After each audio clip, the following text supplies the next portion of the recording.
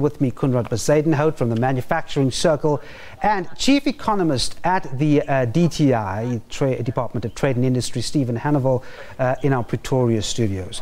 Stephen, I suppose let's just start with you and bring you in here. Reserve Bank data showing that foreign direct investment to South Africa fell from 80 billion in 2013 to 62 billion last year. And part of the reason, many say, is the policy environment. It seems consensus by business and government remains far-reaching. What's your take on that?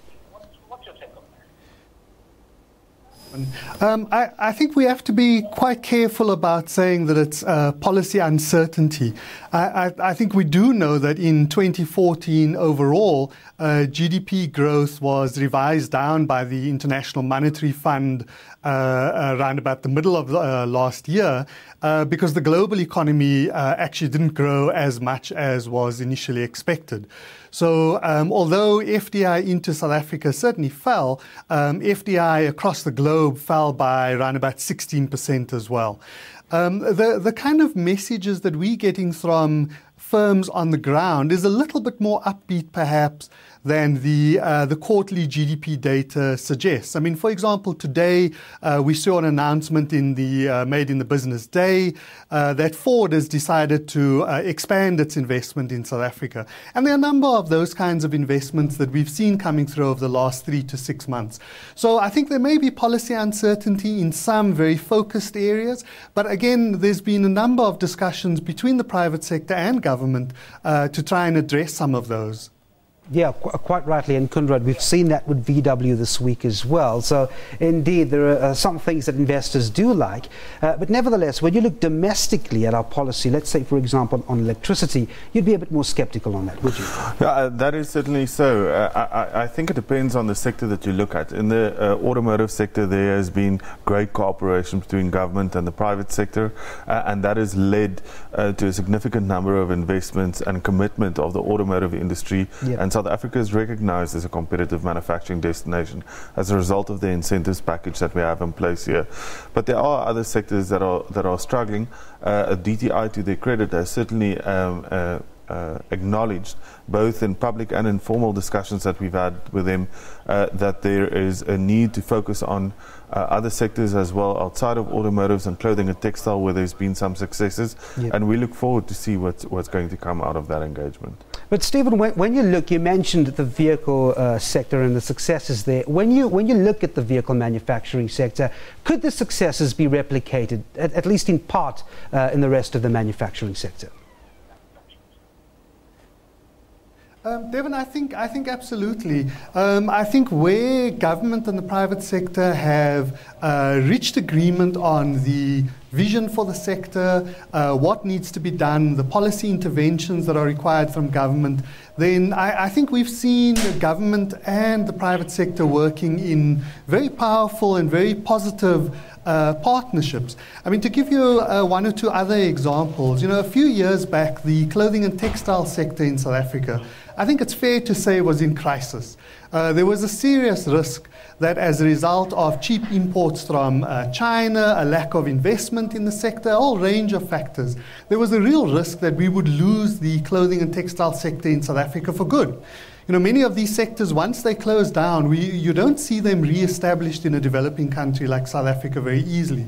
Then the DTI, after extensive consultation with the private sector in clothing and textiles, we came up with an incentive scheme, a package of support, and we've seen some quite positive developments there. Certainly the sector has been stabilized.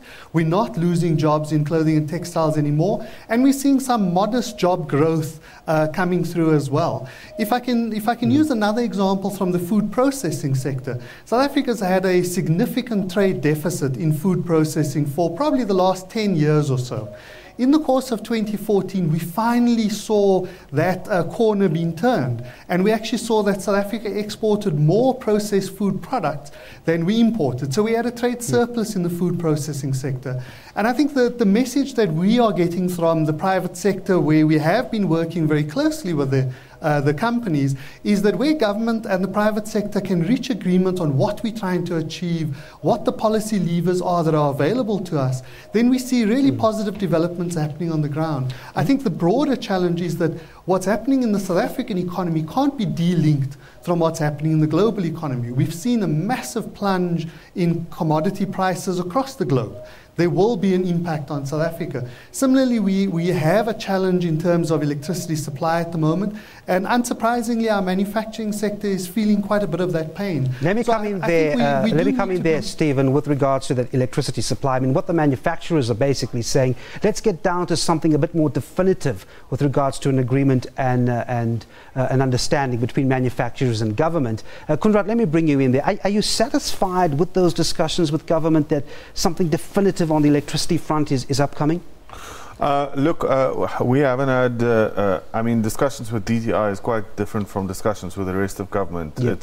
It includes a whole range of other departments, and electricity is not only going to be solved by one department, certainly not DTI. It requires leadership right from the top.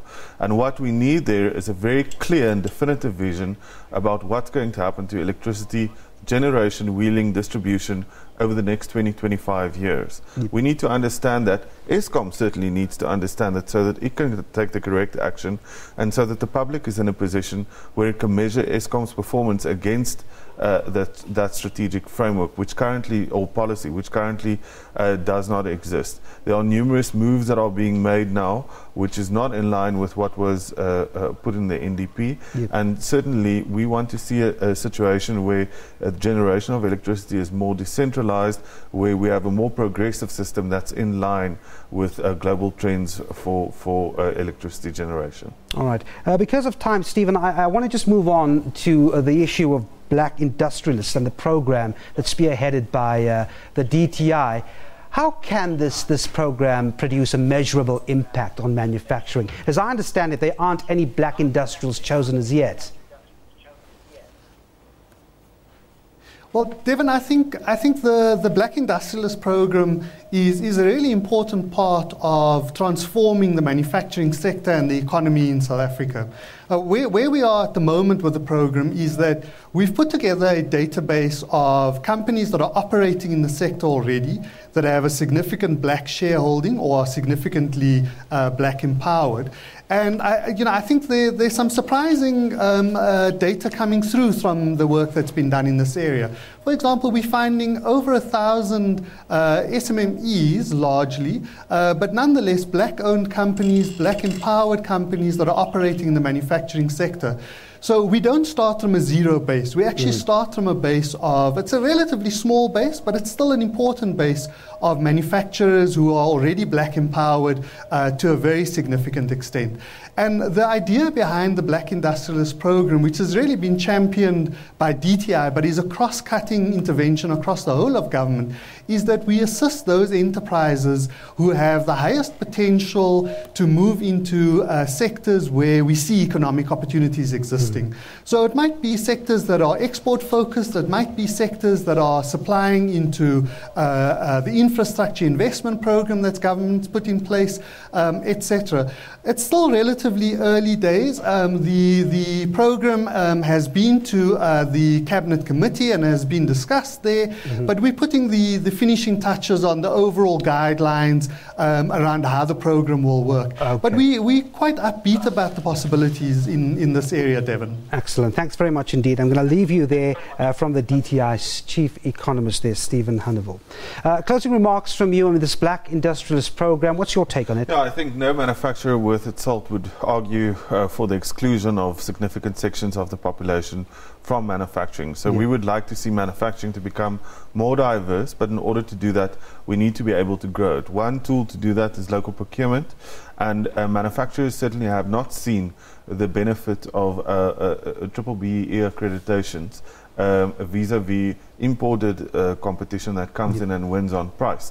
So that's the one thing, and we need better alignment, especially when it comes to the procurement practices of some of our state-owned entities who put down equity requirements once tenders are about to be awarded. That's not government policy. They've got no basis on which to do it. It's individuals running that. Conrad Bezuidenhout, thanks indeed for your time. Thanks. Have a good day. Now, the